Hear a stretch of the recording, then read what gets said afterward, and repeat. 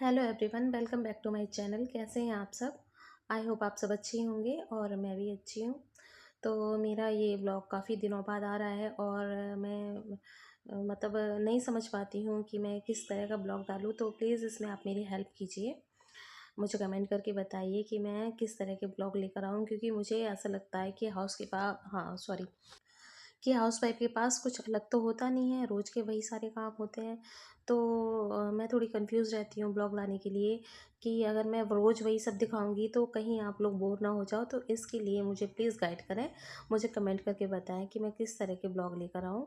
और मैं पूरी कोशिश करूँगी जैसा आप कहेंगे वैसा करने की। तो चलिए शुरू करते हैं आज का ब्लॉग। और सुबह मैं नहाकर हाथ धोकर किचन में आ गई हूँ, तो नाश्ता वास्ता बनाकर सबको दे दिया है। और यहाँ आ गया था मेरे घर से फ़ोन, तो बस मैं फ़ोन पर बात कर रही हूँ। और बेटी अभी बैठी है, मतलब अभी भी नाश्ता फिनिश करा है, तो मैं किचन में चली गई थी बर्तन वगैरह रखने के लिए।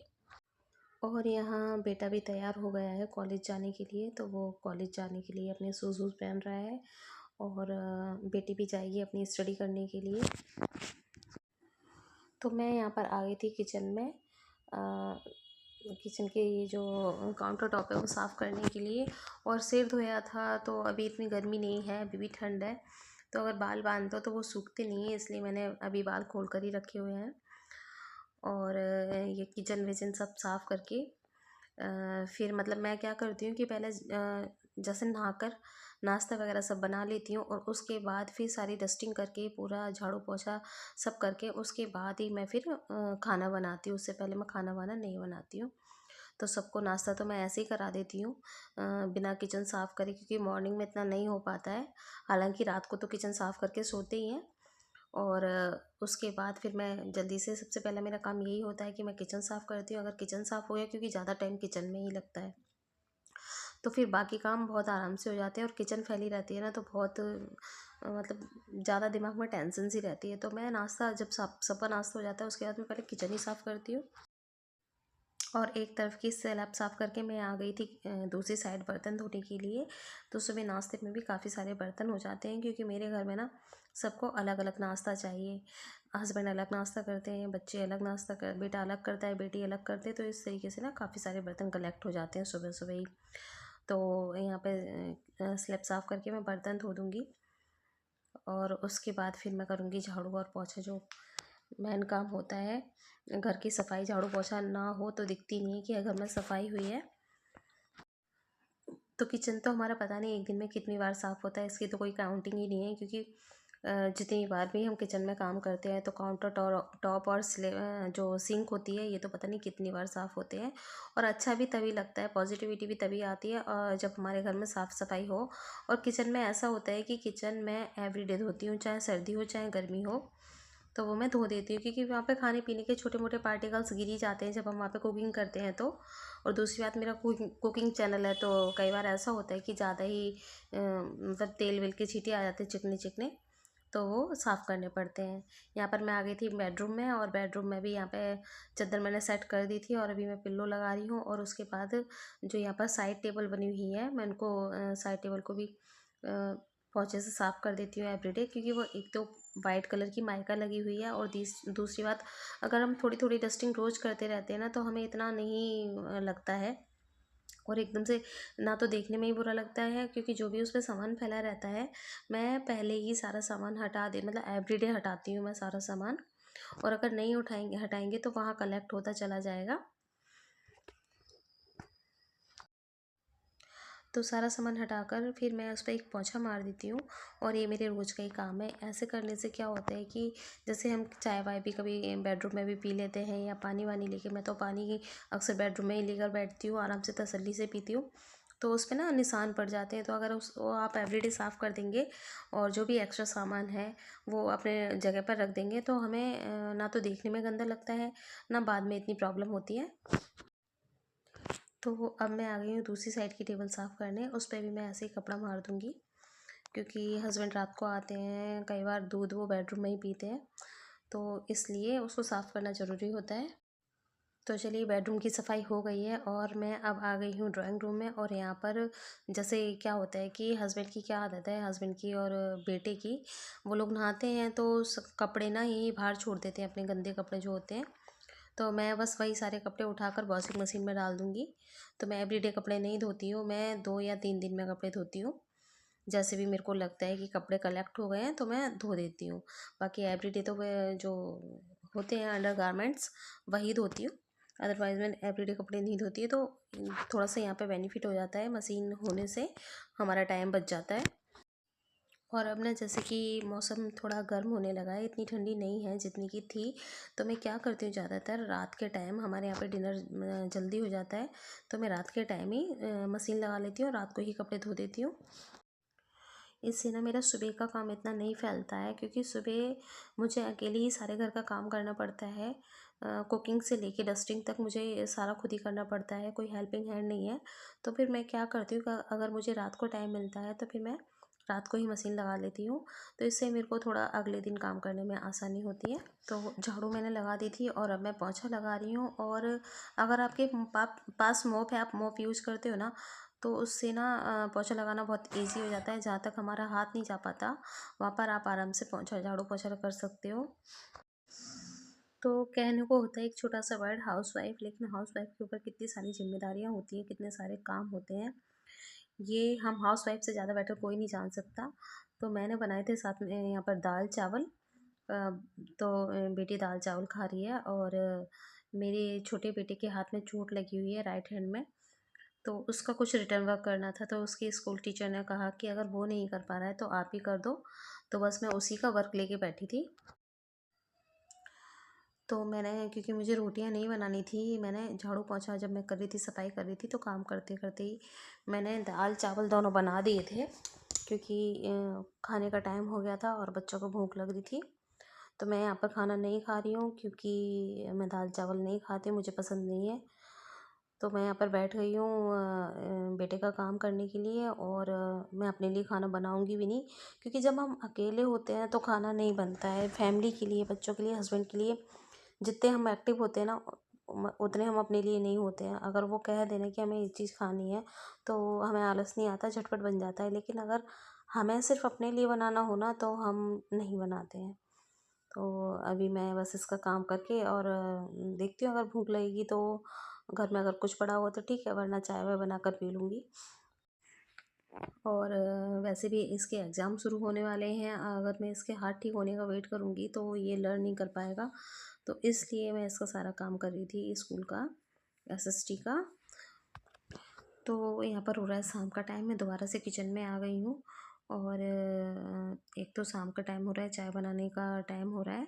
मैं चाय भी बनाऊँगी और मैं सिर धोऊँगी, क्योंकि मैंने आज मेहंदी लगाई थी बालों में। तो मैं बालों में हरी मेहंदी लगाती हूँ, उसी के लिए, मतलब कि सिर धोने के लिए मुझे यहाँ पर रीठा, आंवला और सिकाकाई भिगाना है। तो सर्दी में तो मैं इससे नहीं धोती हूँ, क्योंकि सर्दी में बहुत ज़्यादा पानी लगता है, तो ठंड लगने का चांस होता है। इस गर्मी में मैं अक्सर अपना सिर रीठे आंवले से ही धोती हूँ। तो बस उसी की तैयारी कर रही हूँ, मैं वही भिगा रही हूँ। तो रीठा आंवला भिगा दिया था और अभी मैंने चाय तो नहीं बनाई थी। मैंने इसको ट्यूशन भेजने का टाइम हो गया था, तो मैंने कहा पहले से ट्यूशन भेज देती हूँ। ये रिटर्न वर्क तो नहीं कर पा रहा है, लेकिन जो भी लर्निंग वर्क है ये वो कर लेगा। तो मैं उसको कॉम कर रही थी और मैं इसे छेड़ दी थी, इसे बोल रही थी कि सोना मुझे किसी कर दे। तो कह रहा नहीं, रिकॉर्डिंग हो रही है, मैं नहीं करूँगा। तो वो शर्मा रहा है किसी करने में। और फिर जब मैंने उसे फोर्स किया तो उसने किसी कर दी। अच्छा, वो तो हटा देंगे। अच्छा, वो तो डिलीट कर देंगे। एक बार एक बार एक बार जी जाओ ना, जाओ कर दी। मैं पापा के पास आ गया।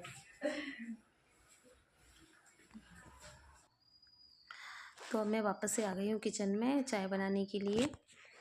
अभी मेरे को चाय बनानी है।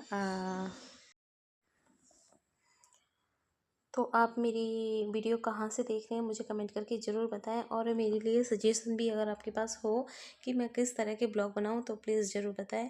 क्योंकि भाई मैं घर से बाहर नहीं जाती हूँ, बहुत रेयर जाती हूँ घर से बाहर। तो मैं इस तरह के ब्लॉग तो नहीं बना सकती कि मैं बाहर जा रही हूँ और बाहर का आपको सारा मैं दिखाऊँ कि मैं कहाँ घूमने गई हूँ, कहाँ नहीं। तो इस तरह के ब्लॉग नहीं है मेरे पास डेली जो घर का काम होता है वही ब्लॉग मैं बना सकती हूँ। तो आप प्लीज़ मुझे कमेंट करके ज़रूर बताएं कि आपको किस तरह के ब्लॉग देखने हैं। और अगर आप मेरे चैनल पे नए हैं, मेरी चैनल पे पहली बार आए हैं, तो प्लीज़ मेरे चैनल को सब्सक्राइब करना ना भूलें और कमेंट ज़रूर करें कि आप कहाँ से मेरी वीडियो देख रहे हैं और मैं किस तरह के ब्लॉग डालूं। अगर आप मुझे कमेंट करेंगे तो मुझे मोटिवेशन मिलेगा और मैं ब्लॉग डालूंगी। तो यहाँ पर बस चाय बना रही हूँ मैं। तो फ्रेंड्स आ जाइए, चाय बन चुकी है, आप लोग भी मेरे साथ चाय पीजिए। और मेरी बोलने में थोड़ी सी मिस्टेक हो गई। एक्चुअली जो मैंने कढ़ाई में रीठा नहीं भिंगाया था, मैंने कढ़ाई में सीकाकाई और आंवला भिंगाया था। और सिर तो मैं पहले ही धो चुकी थी मॉर्निंग में।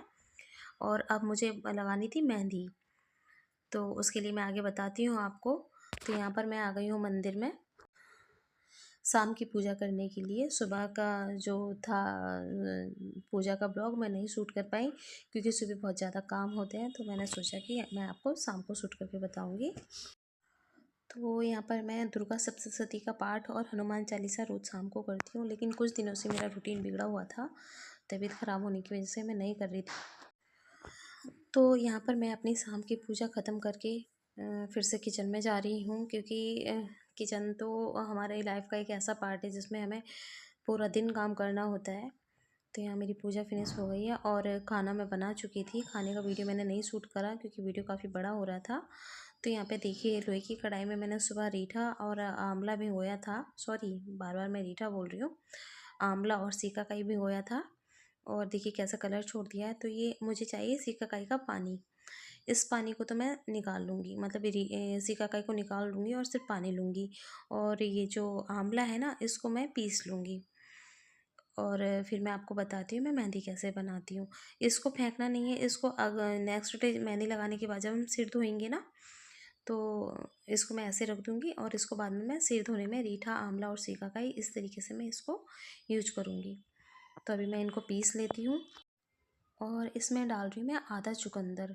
अगर आप नेचुरल कलर चाहते हैं ना, कोई केमिकल नहीं चाहते हैं, तो आप इसमें चुकंदर डाल दीजिए या कॉफ़ी डाल दीजिए। और इसको मैं पीस लेती हूँ।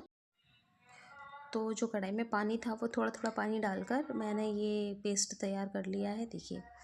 और अभी इसमें मेहंदी ऐड करूँगी मैं। और साथ में अगर आपके बाल बहुत ज़्यादा रफ़ है ना, जैसे कि मेरे बाल पूरी सर्दी केयर नहीं हुई है तो बहुत ज़्यादा रफ़ हो गए हैं, तो अभी मैं इसमें ऐड करूँगी दही। तो यहाँ पर मैंने थोड़ी सी मेहंदी ले ली है, हरी मेहंदी जो केमिकल फ्री होती है, वो वाली मेहंदी ली है मैंने, इसमें कोई केमिकल नहीं है। और अभी मैं इसमें डाल दूँगी दही। तो यहाँ पर मैं डाल रही हूँ 2 से 3 चम्मच दही। आप डाल सकते हैं, लेकिन दही ना रखा हुआ नहीं होना चाहिए, दही फ्रेश होना चाहिए। तो वो दही मैं यूज कर रही हूँ। और मुझे ब्रश नहीं मिला तो मैंने इसे हाथ से घोलना शुरू कर दिया मेहंदी को। और इसको मैं ओवरनाइट छोड़ दूँगी और जैसे हमें रिक्वायरमेंट होगी उस हिसाब से हम थोड़ा थोड़ा इसमें पानी ऐड करेंगे।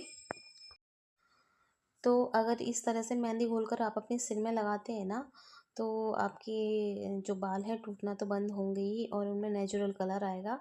और दूसरी बात पता है, मैंने नोटिस किया है अगर मैं मेहंदी लगाती हूँ ना, हफ्ते में 1 बार या महीने में 3 बार लगा लें, तो बाल बढ़ते हैं, इससे बहुत तेज़ी से बाल बढ़ते हैं, मैंने ऐसा नोट किया है। तो आप भी इसे ज़रूर ट्राई करना। और अब रात का सोने का टाइम हो रहा है, तो मैं रात की कुछ प्रिपरेशन कर रही हूँ। कुछ क्या कहते हैं, स्प्राउट वगैरह भिंगा रही हूँ, ड्राई फ्रूट्स वगैरह, तो उसी की तैयारी कर रही हूँ। यहाँ पर ले रही हूँ मैं जो साबुत मूंग की दाल होती है, थोड़ी सी 1-2 चम्मच वो। और इसको मैं और मेरे हस्बैंड खाते हैं, कभी कभी वो खाते हैं या फिर नहीं भी खाते हैं, फ़िलहाल वो नहीं खा रहे हैं। तो ये सब मैं अपने लिए भिगो रही हूँ, अकेले ये सिर्फ मैं ही खाऊँगी अभी। तो घर के कामों के साथ साथ हमें खुद को भी फिट रखना चाहिए, क्योंकि जब हम यंग होते हैं ना, तो उस टाइम तो हमें नहीं फील होता है, उस टाइम में हमारे अंदर बहुत एनर्जी होती है। लेकिन जब हमारी एज बढ़ने लगती है ना, तब हमारी तबीयत ख़राब रहने लगती है, कभी कहीं दर्द कभी कहीं दर्द। तो इस वजह से ना हमें अपना ख्याल हमेशा रखना चाहिए। अगर जब हम अपना ख्याल रखेंगे तभी हम अपनी फैमिली का ख्याल रख पाएंगे। तो आज का ब्लॉग मेरा